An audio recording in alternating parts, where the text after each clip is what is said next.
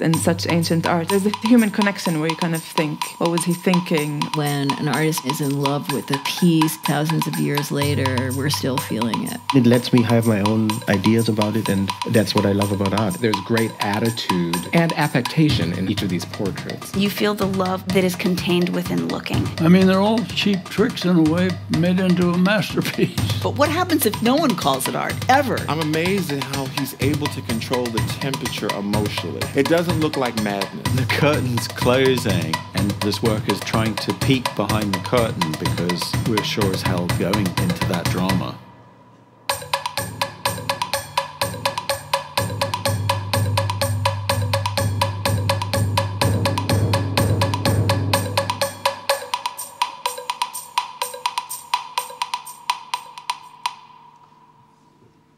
Voilà, je vous invite à vous abonner il y a une newsletter hebdomadaire qui présente donc chaque vendredi la nouvelle petite vidéo donc d'un artiste qui s'exprime sur la collection du Met.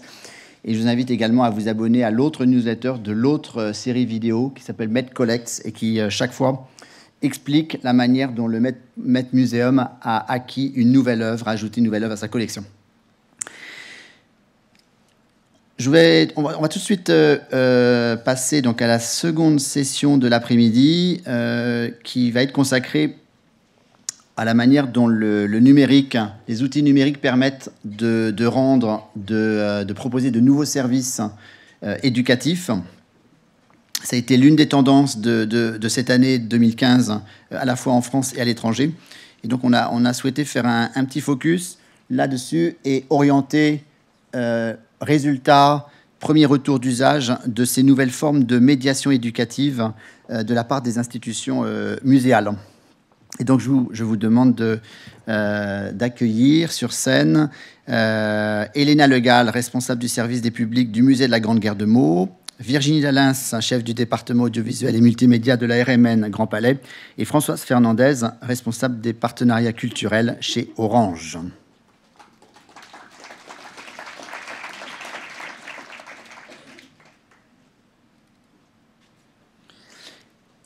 Et donc on a choisi deux innovations qui ont commencé à exister, qui avaient commencé à exister il y a 2 ans et qui se sont vraiment développées cette année.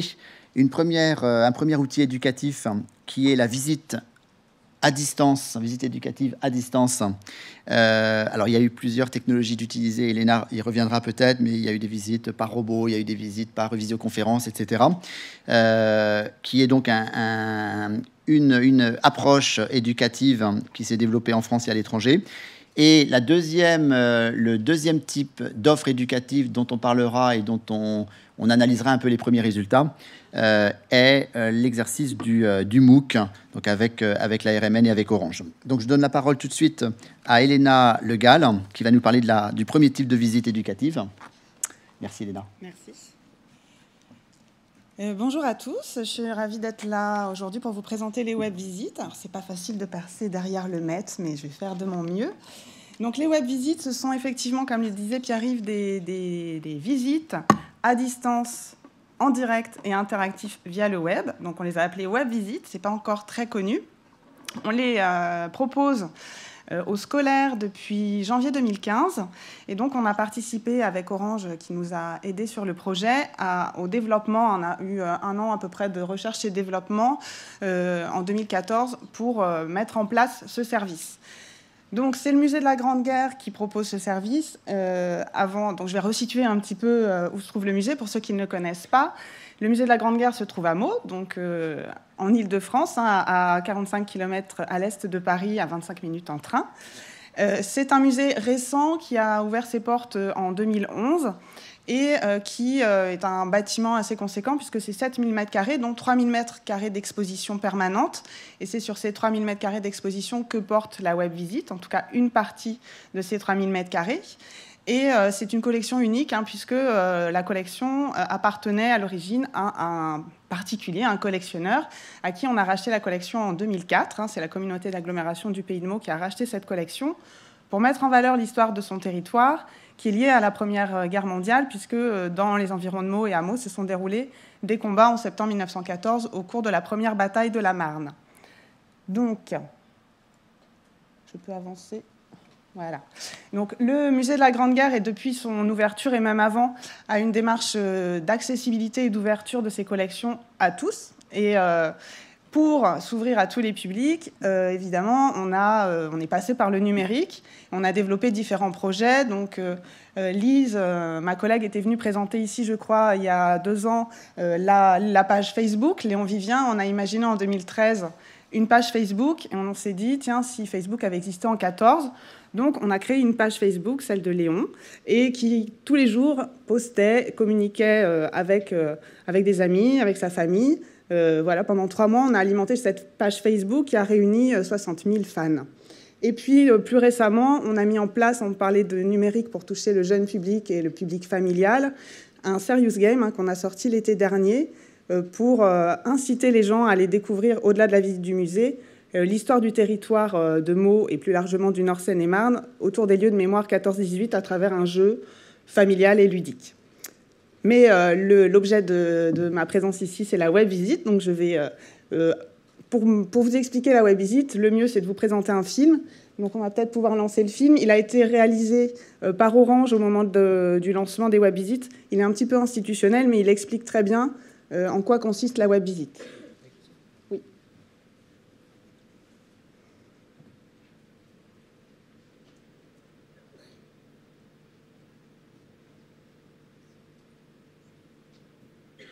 Donc moi je m'appelle Pierre et donc je suis un des médiateurs qui travaille au musée de la Grande Guerre à Meaux. C'est un musée qui est grand, on a 3 mètres carrés d'exposition. Vous voyez, je me situe dans le musée. Donc cette première phase de guerre, c'est une guerre de mouvement. Le musée a toujours eu depuis son ouverture comme objectif de pouvoir toucher tous les publics. Notamment, on travaille beaucoup avec les scolaires et c'est vrai qu'on n'a pas toujours la possibilité de pouvoir se déplacer avec sa classe pour venir au musée. Donc cette idée de visite à distance, c'est pour nous une bonne occasion d'amener finalement le musée au sein de la classe. La démarche d'Orange avec ce type de service, ce type de partenariat et de mécénat est vraiment une démarche sociétale, d'engagement citoyen. Notre objectif, c'est de montrer comment le numérique peut aider à la diffusion de la culture et des savoirs. Un partenaire comme Orange sur ce type d'opération, c'est important puisque c'est lui qui va amener son expertise et son savoir-faire en matière de technologie, communication, technique. Nous, en interne, on est incapables. Nous, on avait tout le volet historique, on avait la bonne connaissance du musée. Donc ça a été clairement une collaboration. J'ai envie de vous demander, pourquoi, à votre avis, l'Empire allemand va fortifier ces tranchées? Ce serait pour que les tranchées allemandes soient plus fortes que les tranchées françaises. Je trouve que le média visioconférence est particulièrement adapté à un contenu pédagogique et à un échange pédagogique entre un musée et une classe. L'idée d'avoir les 2 caméras, que la personne se filme et qu'elle filme les objets, éventuellement qu'elle les filme de très près, ça apporte vraiment beaucoup de choses. Sur la tranchée, c'est là où clairement les soldats vont passer le plus clair de leur temps. C'est 3 ans à 3 ans et demi dans ces tranchées. Moi, j'ai trouvé que c'était très intéressant, c'était une bonne expérience. Je trouve que c'est enrichissant parce qu'il y a plein de petits détails que ça nous rajoute. J'aimerais savoir pourquoi les femmes n'allaient pas à la guerre. Si, imaginons, on envoie les hommes plus les femmes à la guerre, il reste qui? C'est vrai que pour les personnes qui, par exemple, habitent en bas de la France et qui ne peuvent pas aller jusqu'à là, c'est vrai que c'est intéressant. Moi, j'ai bien aimé, c'était l'organisation parce que c'était quand même assez structuré. On voyait vraiment ce qu'il voulait nous dire, le monsieur qui nous faisait la visite, et je trouvais que c'était intéressant. La classe a très bien réagi, ils étaient captivés. Ce sont des enfants très curieux d'esprit, de nature.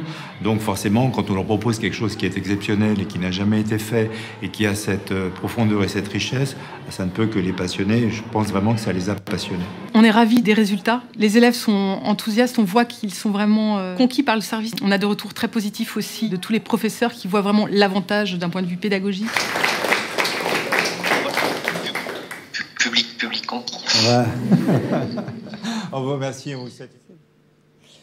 Voilà, ça donne une idée un peu plus précise de ce que peut être la web visite. Donc, c'est 3 caméras, en fait, pas 2. Une caméra qui permet de faire des gros plans et de filmer les objets. Une caméra qui permet de filmer le médiateur en face. Et une caméra 360 degrés qui est installée dans le plus grand espace du musée qu'on appelle la Grande Nef et qui permet de proposer un parcours chronologique.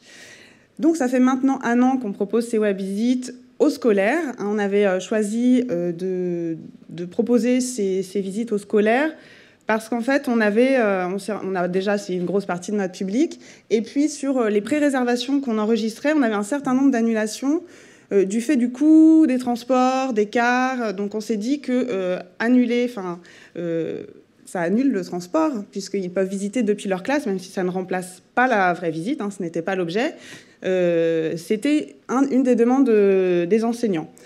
Alors, au bout d'1 an, on peut faire dresser un bilan qualitatif, puisqu'on a les retours des enseignants, on a le retour de l'équipe aussi. Nos 5 médiateurs font des web visites, et ils se sont formés petit à petit. Et puis, on a des questionnaires qu'on envoie après chaque web visite qui nous permettent d'avoir le retour des élèves et des enseignants. Donc, le retour qualitatif est assez bon. Nous, l'idée, c'était, quand on a développé ce projet, quand on a réfléchi avec Orange, c'était d'être le plus proche possible de nos visites guidées classiques, c'est-à-dire d'avoir une qualité, de pouvoir montrer les objets, de pouvoir orienter le regard des élèves en fonction des questions, et donc d'avoir de l'interaction. Et il ressort de ces questionnaires que l'image rendue et la visibilité sur les objets est bonne. Bon, c'est vrai qu'au musée de la Grande Guerre, on a de la chance d'avoir aussi des pièces assez conséquentes, hein. On voit très bien à l'image un char ou un avion. C'est plus compliqué dans certains autres espaces où c'est des petits objets de la vie quotidienne, comme des dés à coudre, par exemple. Mais ça passe quand même assez bien. Et le fait d'avoir 3 caméras qu'on peut orienter et sur lesquelles on peut sélectionner le plan qu'on veut présenter au public, c'est aussi un avantage. Ça permet de varier les points de vue et de répondre aux questions. Après, le fait que le médiateur soit équipé d'un casque, qu'il voit le public avec lequel il communique et vice-versa, ça permet vraiment des échanges, hein. On voit la réaction du public pendant la visite, on entend les questions qu'ils peuvent poser, et donc ça permet d'adapter son propos comme dans une vraie visite classique. Et donc sur les notes qu'on a obtenues, hein, puisque les élèves nous notent et notent les médiateurs de 1 à 5 sur leurs impressions de visite, c'est un peu plus de 4, hein, je crois que je l'ai noté, oui, 4,2 sur 5. Et les enseignants, sur l'intérêt pédagogique, on est 4,6 sur 5. Donc nous, on est quand même assez satisfaits de ce point de vue-là. Et puis, une des craintes de nos élus, hein, en tout cas lors de la mise en service de cette offre, c'était que tout le monde demande des web visites et qu'on n'ait plus aucun visiteur au musée. Alors, en fait, pas du tout. La web visite ne remplace pas la visite, et au contraire, elle crée l'envie de venir, hein, puisqu'on a fait des tests, notamment avec des écoles de Californie, une école de Californie, une école française qui, tous les ans, vient en France pour visiter Paris. Et donc, cette année, ils sont venus en France, et ils sont venus à Meaux, chose qu'ils n'auraient jamais fait s'ils n'avaient pas fait la web visite. Ils sont venus à Meaux parce qu'ils ont eu envie de visiter le musée, et ils ont eu envie de rencontrer Marie, la médiatrice qui leur avait fait la visite, chose qui prouve que la communication et l'interaction entre le médiateur et le public fonctionnent. Donc on est très content de ce point de vue-là. Après, il y a le bilan quantitatif. Donc là, c'est un peu plus mitigé de notre part. Moi, je suis arrivée au musée de la Grande Guerre au moment du lancement des web visites, il y a un peu plus d'1 an. Et je m'attendais à ce qu'on soit débordé d'appels, que tout le monde ait envie d'essayer la web visite, et notamment des écoles françaises à l'étranger qui n'ont pas forcément une offre très développée. On a d'ailleurs une offre culturelle aussi importante, en tout cas, qu'ici en France ou en région parisienne. Et on a notamment fait des web visites avec la Tanzanie. Mais après 1 an de mise en service de cette offre, nous avons fait 5 web visites sur les 100 créneaux qui sont proposés, puisque nous avons décidé de ne faire des web visites que sur les jours de fermeture, le mardi. Et donc, on peut faire 2 web visites par mardi, une le matin, une l'après-midi, pour des questions de charge du matériel, etc. Donc, en fait, cette année, on a beaucoup travaillé à faire connaître le service, puisque web visite, ça ne parlait pas au public, aux enseignants. Pour eux, c'était comme une visite, mais sur CD-ROM, en fait, un film qui passerait. Ils ne comprenaient pas l'interactivité qui pouvait exister dans ces web visites. Là, on a beaucoup plus de demandes depuis la fin d'année, suite aux attentats. On a en fait profité de cette interdiction de sortie qui avait été définie suite à l'arrêt d'urgence. Et donc, toutes les écoles qui nous appelaient pour annuler leur sortie suite à l'interdiction, on leur a proposé cette web visite Et donc là, on a déjà janvier, février complet, parce qu'on a pu communiquer, après 1 an de communication autour de ce produit auprès des enseignants, et puis suite à cette interdiction, voilà, on a profité de tout ça finalement. Et je pense que les web visites ont un avenir quand elles seront un peu plus connues. Il y a aussi des établissements culturels qui commencent à réfléchir. Je crois que le Grand Palais réfléchit. Une de nos collègues va aller former un des médiateurs pour un test. Il y a aussi le Quai Branly qui a proposé des web visites. Donc c'est quelque chose qui va devenir plus connu, et donc je pense qu'on en profitera aussi quand tout le monde saura ce qu'est la web visite, mais je pense que c'est un bel avenir. Merci. Merci Elena.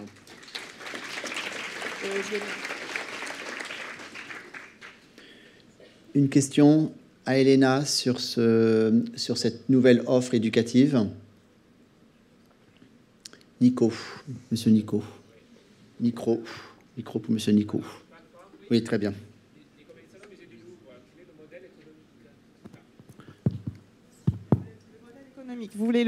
Vous m'entendez? Oui.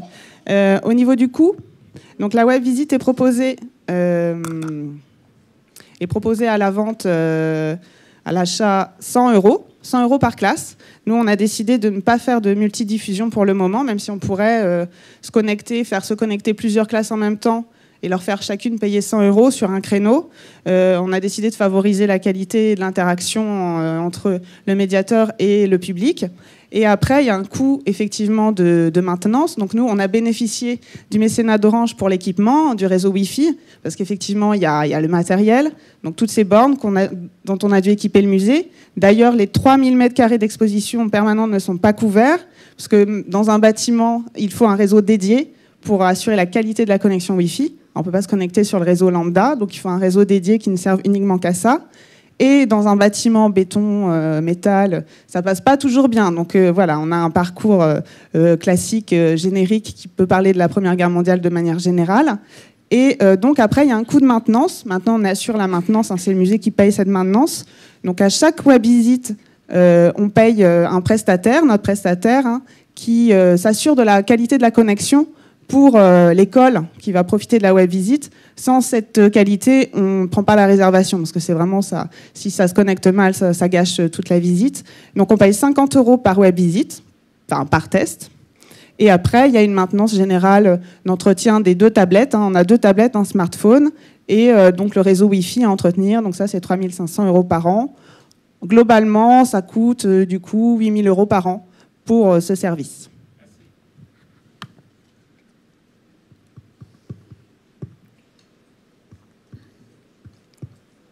Une autre question?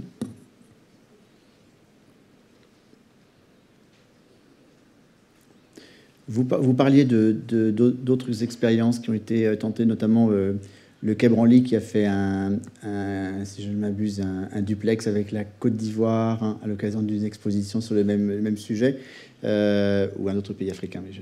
C'était la Côte d'Ivoire. Est-ce que, du coup, vous échangez avec d'autres lieux culturels qui ont eu ce même genre d'approche? Je pense aussi au château de Versailles qui, à un moment, faisait des visites plutôt avec un robot au départ. Alors nous, quand Orange nous a approchés pour nous proposer de développer ensemble, de réfléchir à des web visites, effectivement, on s'est inspiré de Versailles, et l'idée, c'était d'améliorer la proposition qui était faite à Versailles, dans laquelle le médiateur était statique. Donc là, le médiateur se déplace. Et pour le Quai Branly et là pour le Grand Palais, c'est une de nos médiatrices qui va donc intervenir pour former les médiateurs, puisque là, c'est comme si le médiateur était réalisateur, journaliste, il tourne en direct son reportage. Donc on a un rôle de formation. Et après, il y a effectivement d'autres types de visites. Donc là, on a échangé tout à l'heure avec la Cité des Télécoms, qui est intéressée pour tester les web visites, mais qui eux-mêmes font des visites avec un robot. Nous aussi, on va essayer de travailler une autre forme de web visite via un robot. Donc voilà, en ce moment, tout le monde teste différentes possibilités. Voilà. Et vous formez des médiateurs, et comment vous avez formé vos propres médiateurs? C'était une formation empirique. Donc c'était une de nos 5 médiatrices qui a été référente sur le projet et qui a travaillé on travaille beaucoup en mode projet au musée de la Grande Guerre, donc avec la société Another World qui a développé la plateforme, avec Orange, avec la direction du musée, pour voir comment ce qu'on voulait faire, qui a testé les outils, qui les a fait évoluer et on a fait quand même une trentaine de tests avec différentes écoles de différents niveaux, hein, du primaire jusqu'au lycée, pour tester le contenu, les outils. Et après, elle a formé nos médiateurs. Et en fait, c'est assez facile d'utilisation, l'interface qui a été développée, la manière dont on peut switcher d'une caméra à l'autre, c'est assez facile finalement. Another World, c'était la société qui avait travaillé pour Versailles avant, oui. qui travaillait Tout à fait. encore pour Versailles. Virginie ? Oui, j'aimerais juste ajouter qu'on a déjà fait un test, mais avec une autre forme de dispositif sur l'exposition Fragonard, c'était au mois de novembre, début novembre. Une autre forme de dispositif, parce que là, il s'agit d'un cadreur, et c'est pas le conférencier ou la conférencière qui se cadre lui-même. La conférencière était face cam, et on a fait ce test avec 2 points de réception qui étaient le musée de Grasse et le musée d'Angers, plus 240 à peu près connexions possibles autres. Grasse et Angers pouvaient aussi interagir avec la conférencière à la fin de la visite. On a eu à peu près, je pense, 550 vues. Personnes qui ont vu en même temps la visite. Les instituts français à l'étranger étaient particulièrement intéressés, se sont connectés, nous ont demandé des codes. Et effectivement, on va refaire un autre test, on en parlera tout à l'heure avec Françoise, avec le dispositif Another World, donc différent à l'occasion du MOOC Picasso. Bon, Virginie, voilà. Tu as fait la transition. Ouais. Donc, tu n'as plus qu'à venir maintenant. D'accord. Avec Françoise. Avec Françoise. Merci Elena.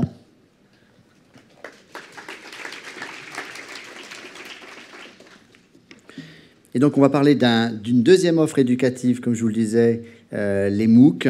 Je vous disais que la Smithsonian avait aussi lancé un gros programme de MOOC en 2015.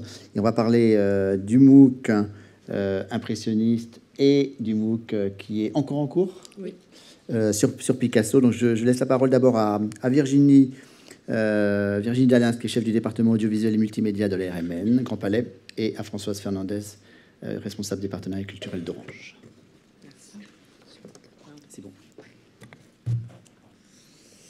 Alors, pour commencer, je vais juste faire un rapide rappel de ce qu'est la réunion des musées nationaux Grand Palais. Voilà, donc surtout son éclectisme, les diverses activités d'organisateurs d'expositions, d'éditeurs, de réseaux de librairies boutiques, l'importance de son agence photographique et l'activité multimédia et audiovisuelle. Ensuite, la pédagogie en ligne à la RMN dans son ensemble, avec... Merci beaucoup. Avec d'abord le site Histoire par l'image, que vous connaissez peut-être. Il a 3 millions de visiteurs annuels. Il existe depuis 15 ans. D'ailleurs, il va être refondu au printemps, avec une nouvelle mise en ligne au printemps. Le site Panorama de l'art, qui s'adresse plutôt à un public plus jeune, fin de primaire et collège. L'espace jeune public du site Grand Palais, dans lequel vous pouvez retrouver une grande richesse d'informations, de jeux et d'apprentissage. Les visites à distance, Elena vient de nous en parler, et je vous ai fait un rappel de notre première expérience qui a eu lieu au mois de juillet, il y en aura d'autres. Et puis enfin le MOOC dont nous allons vous parler avec Françoise. Oui. Donc moi je vais juste revenir très très rapidement sur le rôle d'Orange, puisque Elena en a parlé aussi. Donc je travaille à la direction des partenariats culturels et institutionnels d'Orange. Et on a une mission qui est de rendre les bénéfices du numérique accessibles au plus grand nombre. Et c'est la mission de notre équipe. Dans cette équipe, à peu près depuis 2009, on développe des projets en co-construction avec des institutions culturelles comme la RMN, évidemment, comme Meaux, Orsay, Musée de l'Homme, etc., où on va réfléchir ensemble à la façon dont le numérique peut venir s'installer dans le parcours du visiteur, dans le musée ou encore en amont. Et c'est le cas d'ailleurs des MOOC, puisque là, on va vous faire avec Virginie un retour de notre expérience sur 2 MOOC. Alors, un premier qui est le MOOC impressionnisme, qu'on a appelé l'impressionnisme du scandale à la consécration, qui est un MOOC qui avait été ouvert l'année dernière. Et on va également vous parler du MOOC Picasso, qui est toujours en cours. Alors le MOOC, l'impressionnisme, donc on l'a fait en total partenariat et concertation avec la RMN et le Musée du Luxembourg, puisque c'était dans le cadre d'une exposition qui avait lieu au Musée du Luxembourg, l'exposition Paul Durand-Ruel. Et Picasso, donc, qui est toujours en cours dans le cadre de l'exposition Picasso Mania, qui a aussi lieu en ce moment. Sur l'impressionnisme, on avait décidé de faire 8 séquences. On a décidé d'en faire 7 sur Picasso et d'ouvrir le MOOC sur toute la durée de l'exposition, soit jusqu'au 29 février. Et ces 2 MOOC sont hébergés sur la plateforme Solerny, qui est une plateforme qui a été développée il y a maintenant 2 ans à peu près, une plateforme développée par Orange pour justement accueillir les MOOC. Oui, les objectifs. On a beaucoup d'objectifs communs, effectivement, avec Orange. Principalement développer de nouveaux outils numériques d'éducation artistique et culturelle accessibles à tous. C'est vraiment notre rôle d'institution culturelle, bien sûr. Donner l'opportunité aux visiteurs de nos expositions de préparer ou de prolonger leur visite. Et puis donner aussi accès à un large public, en particulier ceux qui sont plus éloignés ou voire empêchés. Et côté Orange, je ne vais pas y revenir, mais c'est vraiment le cadre de notre mission, qui est de rendre la culture accessible à tous via le numérique. Et au niveau des cibles, j'ai juste un petit point là-dessus. On a décidé de toucher un public francophone adulte. Francophone parce que les MOOC, il faut les faire dans une langue. Sinon, il faut dupliquer le MOOC. C'est pour ça qu'on a choisi essentiellement le français. Et adulte parce qu'on s'est rendu compte aussi qu'il fallait avoir des contenus qui soient adaptés à une cible. Et que si on voulait les adapter à une cible plus jeune, il fallait vraiment adapter le contenu en conséquence. Actuellement, d'ailleurs, on est en train de tester le MOOC avec un collège, alors le collège Picasso de Valoris, en l'occurrence, qui a testé sur 4 séquences le MOOC, avec qui d'ailleurs on va faire une visite à distance bientôt. Alors pour créer un MOOC, c'est un projet, donc on a travaillé évidemment en mode projet avec la RMN, mais pas seulement. Il a fallu créer un vrai projet structuré, donc avec des ingénieurs pédagogiques qui nous ont aidés à, déjà d'abord l'année dernière, à comprendre ce qu'était un MOOC, à comprendre ce qu'il fallait mettre comme contenu adapté, et surtout à bien réfléchir à tout le parcours, pas uniquement les contenus, mais bien au-delà aussi, tout ce qu'il va falloir offrir aux apprenants. Ensuite, il y a un gros pôle qui est tout ce qui est production multimédia. On va le voir dans les MOOC, il y a des vidéos, beaucoup de vidéos. Donc là, on les a produits. On a fait produire ces vidéos. Donc il faut évidemment choisir aussi toute la direction artistique. Enfin, tout ce qui concerne l'intégration de la plateforme, c'est un gros travail également. Donc là, on travaille avec l'équipe de Solerny qui nous a aidés sur toute cette intégration et tout le suivi. Et sur des parties un peu plus transverses, toute l'animation, une fois que le MOOC est ouvert, c'est ce qui fait vraiment la particularité des MOOC. L'animation, il y a une vraie communauté animée, donc là, il faut une équipe derrière qui soit là en permanence pour répondre, animer, relancer, etc. Toute la partie communication qu'il ne faut absolument pas négliger si on veut faire connaître le MOOC, c'est bien en amont de l'ouverture du MOOC. C'est une ouverture des préinscriptions, des inscriptions avant l'ouverture du MOOC, plusieurs semaines, voire 2 ou 3 mois avant l'ouverture du MOOC. Et enfin, la partie juridique, parce qu'évidemment, il y a des histoires de droit d'auteur, droit à l'image, etc. Tout ça fait qu'on travaille à peu près sur un rétro-planning de 8 mois environ pour avoir quelque chose de satisfaisant. Alors, qu'est-ce qu'on trouve dans nos MOOC ?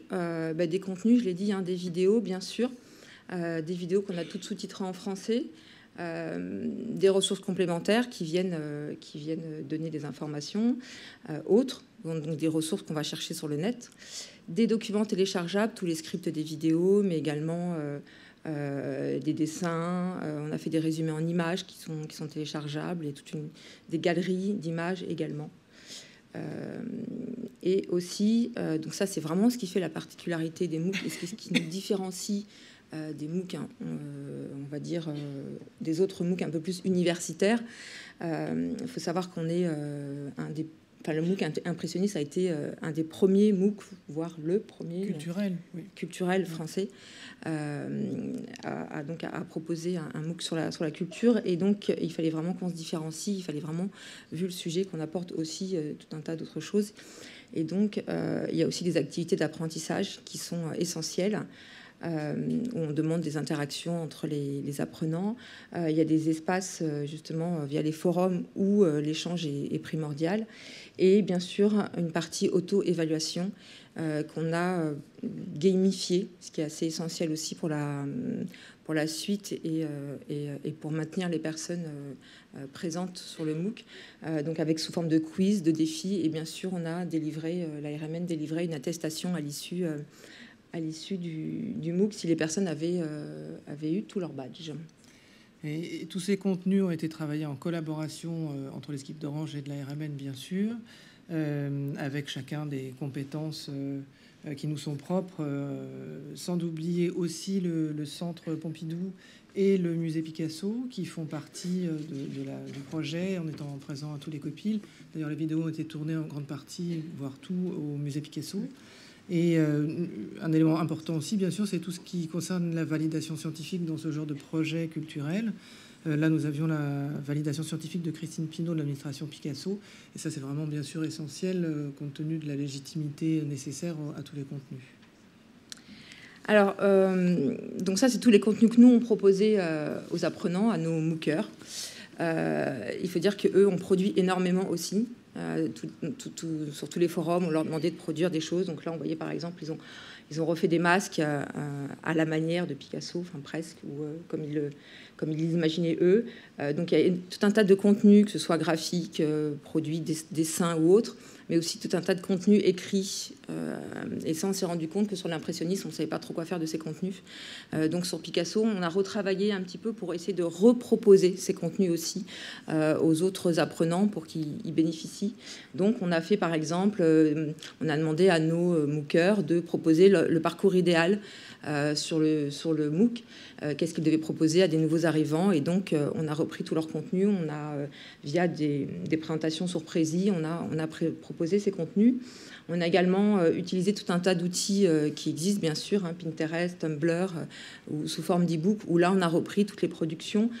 Donc, ça a donné un album de résumé en images, mais aussi une magnifique carte mentale. Donc là, j'ai pris juste un petit bout, parce qu'elle est immense et illisible, sinon, où on voit un petit peu toutes les productions des MOOCers et toutes leurs propositions, et des Tumblr avec tout un tas de contenus également. Donc, ça nous permet vraiment de réutiliser les contenus et de les réinjecter dans le MOOC pour que tout le monde en bénéficie. Le public, juste préciser aussi que tout ça, vous avez vu des très jolis masques, vous avez vu des tas de choses plus ou moins compliquées. Le public, il s'agit aussi bien de public enfant, parce qu'il y a beaucoup d'écoles qui ont participé, avec des enfants de 7 ans, 8 ans, que des publics adultes, bien sûr. Ça, c'est vraiment très satisfaisant comme retour. Une nouveauté aussi sur ce MOOC, il s'agit de l'application du MOOC. Ça, c'est une première pour nous. Nous allons sortir une application pour tablette, iOS, Google Play, la dernière semaine de l'exposition, donc la dernière semaine du MOOC, parce que en discutant ensemble, Orange et nous, on s'est dit qu'il était dommage de ne pas prolonger aussi cette expérience, bien sûr, en mobile, dans un souci de mobilité et aussi dans un souci de pérennité, tant que faire se peut, parce que les droits ne sont pas évidemment indéfinis. On retrouve dessus la plupart des contenus, les parcours, les idées reçues, les vidéos, les images, les résumés en images. C'est quelque chose vous le verrez, graphiquement d'assez réussi. Et vous pourrez la télécharger à partir du 25 février à peu près, si ça vous intéresse, et c'est gratuit. Il faut savoir que le MOOC a une durée, le principe c'est vraiment d'être événementiel. Donc nous on a choisi que le MOOC soit ouvert, que ce soit pour l'impressionniste ou sur Picasso, sur la durée de l'exposition, des expositions. Ensuite le MOOC est fermé, donc on ne peut plus y avoir accès, et on s'est rendu compte sur l'impressionniste qu'on avait beaucoup de messages, alors pas d'insultes, mais presque quand même de gens qui ne pouvaient plus accéder au contenu, et l'application vient justement répondre à cette demande en fait. Alors, si on doit faire un bilan, un bilan de l'impressionnisme, on va vous en parler parce que c'est terminé. On a eu le temps d'analyser un petit peu toutes les données et de vous faire un retour. Sur Picasso, c'est encore en cours. Donc, on a un premier bilan qui n'est pas le bilan définitif, avec des chiffres qui sont aujourd'hui à date. Voilà, donc 8 séquences, je l'avais dit. On a animé le MOOC impressionnisme pendant 9 semaines. Sur Picasso, on a choisi de l'animer, et on va voir pourquoi, après, sur toute la durée du MOOC, soit à peu près 20 semaines d'ouverture. Et les chiffres aujourd'hui sont très, très satisfaisants, puisqu'on avait 15 400 inscrits sur l'impressionnisme, et on vient de dépasser hier ou cette nuit 16 000 inscrits pour Picasso, avec toujours beaucoup de participants, de contenus, de badges aussi délivrés, puisque à chaque quiz réussi, on donne un badge. Et si vous avez tous les quiz, vous avez le super badge. Voilà, donc ça, pour Picasso, c'est des chiffres qui vont encore progresser. Et évidemment, comme je l'ai dit, la communication a toute son importance. On communique en amont, bien sûr, et aussi pendant toute la durée du MOOC pour continuer à le faire connaître. Et on envoie, par exemple, une newsletter toutes les semaines aux inscrits pour leur dire le MOOC est ouvert, allez-y. Alors on avait fait le choix d'ouvrir toutes les séquences en même temps. Ceci dit, on avait une communication qui était séquencée, et donc toutes les semaines on venait dire allez voir telle séquence, etc. Et beaucoup d'apprenants, je vais vous montrer quelques graphiques barbares qui vraiment attendaient de recevoir la newsletter pour continuer le MOOC. Et si vous vous posez la question, avant de passer au profil des MOOC et que signifient 16 000 inscrits par rapport à comment fonctionnent les MOOC en règle générale, en France, tout MOOC confondu, tout sujet confondu, le MOOC le plus consulté est celui qui s'appelle du manager au leader. Donc un MOOC plus dirigé, voilà, pas trop culturel, mais plus dirigé vers l'emploi, la formation, etc. 30 000 inscrits. C'est vraiment le best. Et ensuite, la moyenne des MOOC en France, des inscriptions sur les MOOC, c'est 3 000 à 4 000 inscrits en moyenne. Donc on voit qu'on se situe avec nos 15 000 impressionnistes et 16 000 plus, parce que c'est pas fini, encore un mois pour Picasso, vraiment dans des bons chiffres. On vous l'a dit tout à l'heure, à notre connaissance, il n'y a pas d'autres MOOC culturels. Si vous en connaissez d'autres, ça nous intéresse, mais nous, on n'en a pas vu d'autres. On a commencé avec impressionniste, pas français. Là, il y a eu Picasso, il y a eu Versailles. En même temps. Et puis, en revanche, à l'étranger, il y en a d'autres. Il y a surtout le MOOC Warhol, qui avait rencontré un très grand succès avec cet Américain, avec 30 000 inscrits. Et ils en ont sorti un deuxième, parce que ça avait très bien marché. Ils ont eu 15 000 inscrits. Et voilà, les MOOC culturels anglo-saxons, c'est une moyenne d'à peu près 15 000 inscrits. Donc on se situe dans la moyenne des MOOC culturels internationaux pour l'instant. Le profil type. Ah oui, le profil, c'est moi. Alors, le profil type, eh bien, on est devant surtout une femme de 72 ans, c'est pas ça, 72% de femmes qui sont quand même âgées de 55 ans et plus à 59%. Et active à 46%, retraitée 39%, avec un niveau de diplôme de Bac plus 2 à 73%. Bac plus 2 et plus, hein. Enfin, c'est, voilà, au moins Bac plus 2. Oui, au moins Bac plus 2, pardon. C'est partagé entre, vous voyez, 42% Île-de-France et 48% les autres régions, et puis 10% dans le reste du monde, ce qui est un chiffre que l'on trouve plutôt bon. Et on en est ravis. Pour ça, il s'agit des impressionnistes. Pour Picasso, les études sont encore en cours, mais on peut commencer déjà, même si ce sont des données provisoires, à sortir certains chiffres. On voit que c'est un petit peu plus féminin. Je ne sais pas si c'est parce que c'est Picasso. 78% de femmes, 52% de plus de 55 ans, donc un petit peu plus jeunes aussi, un petit peu plus actifs de quelques points, 52% d'actifs, et 82%, donc un peu plus diplômés, qui sont diplômés d'au moins Bac plus 2. Avec un petit peu plus en région qu'à Paris que pour le précédent MOOC. Voilà, et un petit peu moins sur le monde. On a, évidemment, c'est un MOOC français, donc plutôt pour des personnes francophones, mais on s'est rendu compte qu'on avait beaucoup de personnes qui voulaient, à travers ce MOOC, enrichir leurs connaissances, mais aussi apprendre le français. Donc on avait quelques étrangers qui avaient aussi cette volonté-là. Et ça, c'était assez étonnant. Alors, pourquoi les personnes se sont inscrites à ce MOOC ? Essentiellement pour acquérir des connaissances personnelles. On va le voir aussi tout à l'heure avec quelques verbatims. S'amuser, prendre du plaisir, découvrir le principe des MOOC aussi, un nouvel outil. Qu'est-ce que c'est ? À quoi ça sert ? Est-ce que ça va me plaire ? Et puis partager les connaissances avec les autres, notamment pour tout ce qui est forum et échange. Alors voilà, ça c'est les schémas barbares dont je vous parlais tout à l'heure. Je vous les ai mis parce qu'en fait, ce qui est intéressant, le premier étant celui sur l'impressionnisme. Donc ça, c'est le pic des inscriptions. Donc les pics correspondent à des actions de communication qu'on a menées. Donc effectivement, à chaque fois qu'on communique, heureusement, ça porte ses fruits. Et il y a des effets sur les inscriptions. Et puis, vous le voyez, fin décembre, début janvier, on a arrêté l'animation, on a arrêté la communication. C'était notre premier MOOC, on était satisfait des résultats, puis il fallait aussi des ressources pour animer les MOOC. Donc on a arrêté l'animation. Et là, ça a chuté totalement. On était une moyenne de 30 inscrits à peu près par jour. Et tout ça nous montre bien que la partie animation et la partie communication est totalement essentielle, évidemment, pour faire vivre le MOOC. En dessous, ce sont les chiffres sur Picasso.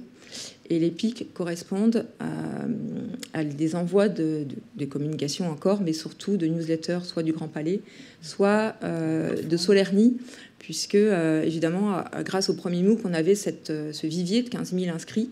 Et dès qu'on leur a dit, ils étaient, évidemment, ils n'attendaient que ça, pour 94% attendaient un deuxième MOOC. Dès qu'on leur a dit, c'est ouvert. Et voilà. Donc, à chaque fois qu'on envoyait des newsletters sur ce réseau-là, on avait des pics d'inscription. Ça, c'est la fréquentation du MOOC. Donc, c'est les personnes qui sont déjà inscrites. Quand est-ce qu'elles viennent? Et bien, elles viennent en pic. Donc, ça, c'est les pics de semaine. Le pic correspondant plutôt au lundi, mardi, ça rechute en fin de semaine. Et dès qu'on renvoie des newsletters, ça recommence. Voilà. Donc, les gens attendent la newsletter, ils la reçoivent, ils ont le go, ben, ils y vont. Et c'est un vrai effet, en fait.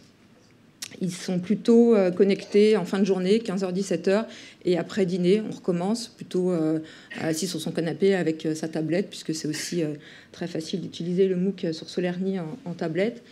Une durée de connexion de 24 minutes, ça veut dire qu'ils prennent le temps de regarder les vidéos, de fouiller les contenus, de regarder les images, de faire les quiz. Donc c'est un taux ultra satisfaisant. Et puis un chiffre qui est plutôt en hausse. On avait 65% des personnes qui suivent le MOOC une fois par semaine et plus. Il est passé à 74% sur Picasso. Ça veut dire que c'est un taux de fréquentation tout de même important, puisque les personnes reviennent plus une fois ou plus dans la semaine. Alors, sur les contenus, on en a parlé. Virginie vous a parlé de l'importance des contenus, et nous, on a vraiment insisté sur le fait d'avoir des contenus de qualité, des contenus validés par des experts. Alors, on a fait le choix de prendre un comédien pour les deux MOOC, d'ailleurs, qui récitait le cours, tout ça parce qu'on voulait que ce soit fluide, et surtout donner un rendez-vous régulier qui est une sorte de la même personne, un fil rouge qu'on revoit à chaque séquence. Voilà, ceci dit, donc les contenus étaient essentiels, avec des vidéos qui ont été appréciées à 90%. Et on a pris en compte les remarques qu'on a eues, c'était de devoir voir davantage les œuvres, de zoomer beaucoup plus, et surtout d'avoir beaucoup plus d'analyse d'œuvres. Donc c'est ce qu'on a réinjecté en fait sur Picasso, avec des séquences consacrées vraiment à des analyses d'œuvres.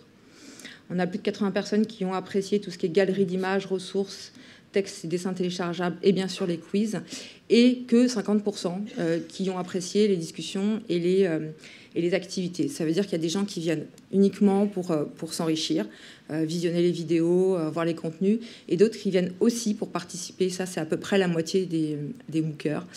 C'est aussi interagir et faire les activités. Quelque chose d'important, bien sûr, encore une fois pour une institution muséale, puisque le résultat de l'étude nous dit que 73% ont eu envie d'aller voir l'exposition grâce au MOOC. Alors, bien évidemment, c'est un chiffre intéressant et important.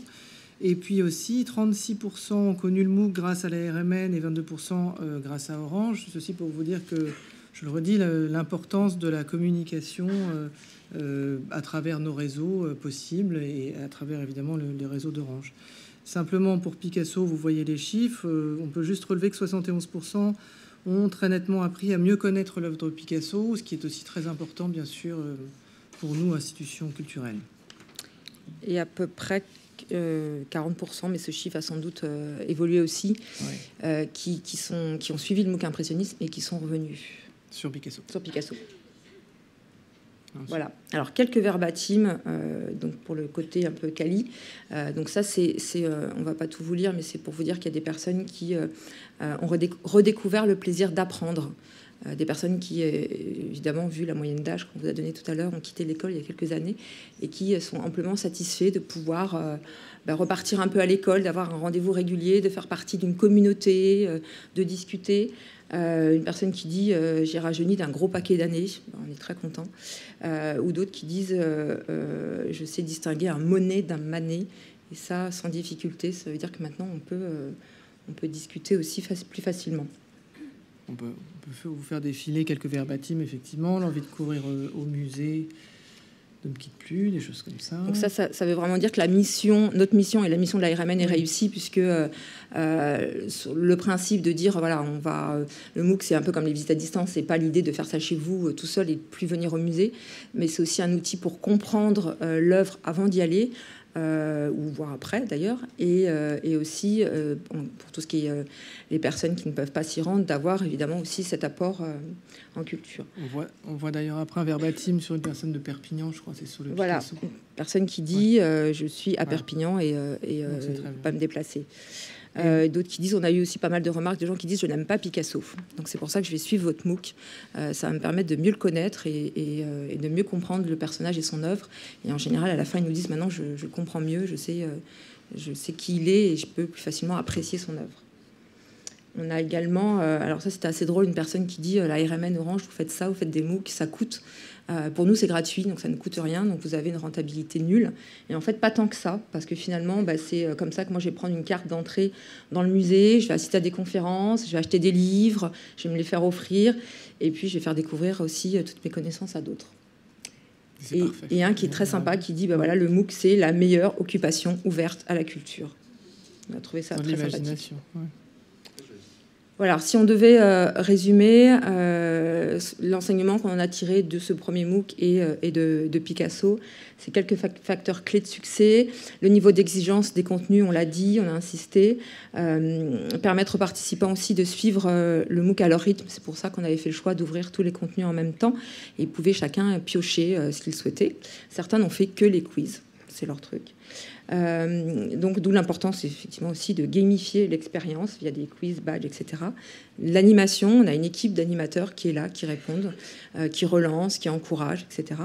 Et puis de communiquer suffisamment en amont et pendant aussi toute l'ouverture du MOOC.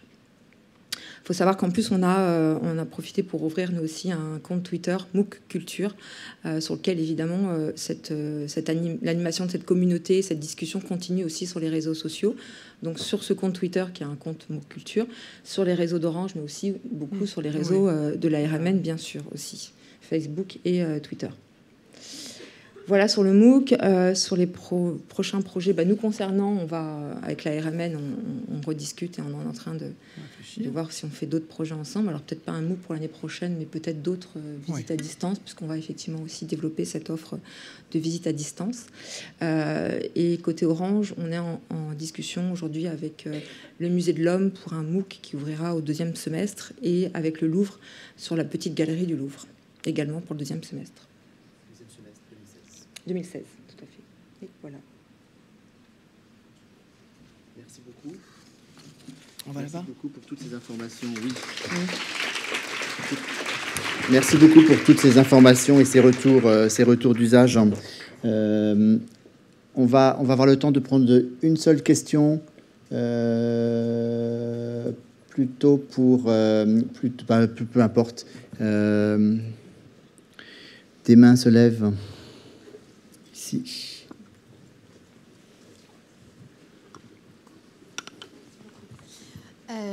Bonjour, j'aurais souhaité poser une question sur la seconde intervention. 2 questions en fait. La première, c'était sur le public. Je voulais savoir si c'était le public que vous escomptiez pour le MOOC, à savoir majoritairement des femmes de plus de 50 ans avec ce niveau de diplôme, ou alors c'était une surprise pour vous. Et la deuxième question, c'est sur la notion d'interactivité. Je me suis penchée sur les MOOC qui existaient notamment aux États-Unis, et il y avait une vraie volonté de créer une interactivité entre ceux qui faisaient le MOOC et ceux qui le suivaient, et aussi entre les usagers pour créer des vraies communautés de personnes qui partagent le MOOC. Donc je voulais savoir si c'était quelque chose que vous aviez fait ou alors que vous comptiez faire pour les prochains MOOC. Je vous remercie. Alors, je vais répondre sur la première partie et peut-être Françoise sur la seconde. Pour le public, oui, il s'agit d'une femme, plutôt une femme, mais aussi des hommes, bien sûr, et plutôt qui a dépassé la cinquantaine. Bien sûr, on se dit toujours qu'on fait ce genre de choses pour que ce soit pour le public le plus large possible, mais c'est une moyenne, évidemment. Donc on sait qu'il y a aussi des enfants, qu'il y a aussi des enseignants à l'étranger ou pas à l'étranger qui ont fait participer des enfants, et c'est très bien, mais c'est à peu près au niveau de l'attente qu'on avait, parce que c'est une moyenne, voilà, et que on sait qu'il s'agit de ce genre de public en moyenne, mais que ça atteint quand même, et on en a la preuve par rapport au retour qu'on a eu, personnalisé, on sait que ça atteint quand même un public évidemment très large, du plus jeune au plus âgé, et pour les diplômes c'est pareil. Et pour la deuxième partie, oui, je crois que sur le MOOC Versailles, parce qu'il y a un autre MOOC donc avec le château de Versailles sur la mort de Louis XIV, le plus jeune avait 9 ans, je crois, donc ça touche un peu tout le monde aussi. Pour répondre à votre deuxième question, sur l'impressionnisme, on avait une équipe d'animation restreinte en ressources et en délai.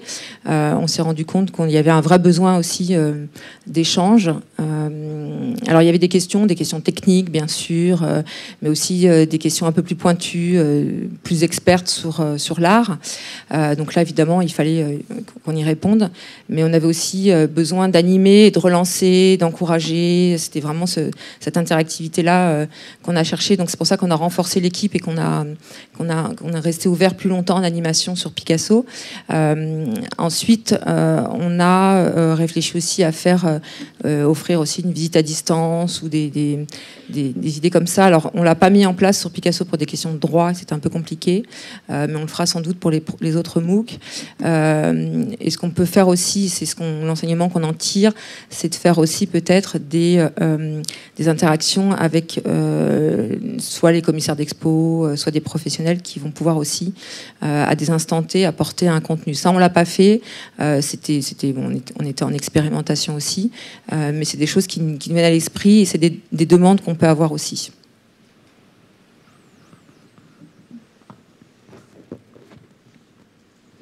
Alors je vais finir par une dernière question. On va légèrement sortir de l'éducation, mais on va rester dans la visite à distance.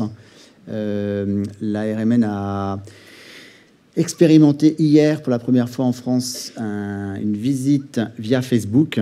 Et je voulais savoir comment s'était passée la petite visite d'hier. Oui, on a fait une visite en live streaming avec Facebook qui nous a ouvert un compte pour ça. On l'a fait hier soir sur l'exposition Picasso Mania en compagnie de Diana Widmeyer-Picasso, la petite fille de l'artiste. Ça s'est très bien passé. La visite a duré en tout 30 minutes. Comme dispositif, en fait, nous avions Diana Widmeyer-Picasso et Stéphanie Van Doned, notre community manager, qui était à l'image. Il y avait 6 vidéos d'à peu près 4 minutes chacune, entrecoupées d'à peu près 2 minutes. Nous avons eu de très bons retours qualitatifs, puisque la plupart ont été... Enfin, 99% bon. Je crois qu'il y a eu 3 retours qui parlaient de la qualité de l'image, mais sur beaucoup de commentaires. Et on peut... Alors, les chiffres sont en constante évolution, bien sûr, puisqu'ils étaient visibles en live, mais ils sont visibles ensuite, et encore maintenant et pour longtemps. Les chiffres de ce matin, c'était 22 800 vues cumulées, avec 3 800 vues de moyenne par vidéo. Voilà. Et 40 secondes de durée moyenne de vue. Donc on est assez content. Évidemment, on pourra améliorer sur les prochaines. Il y a toujours à améliorer.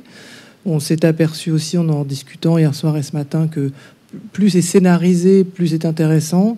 Pour ça, on a fait 2 filages, un filage 3 jours avant, un autre 1 heure avant, avec l'invité. Enfin voilà, il faut évidemment faire les choses sérieusement pour que ce soit réussi.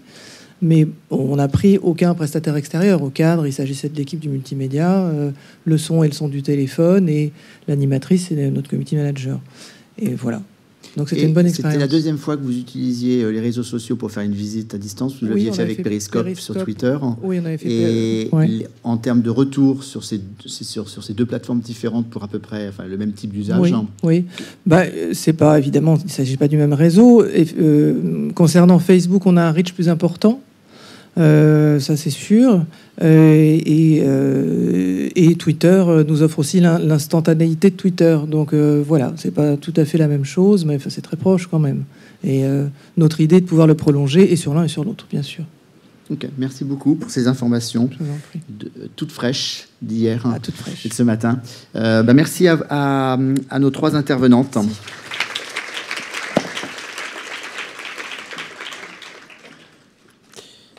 Et nous allons terminer par la dernière séquence de cette journée,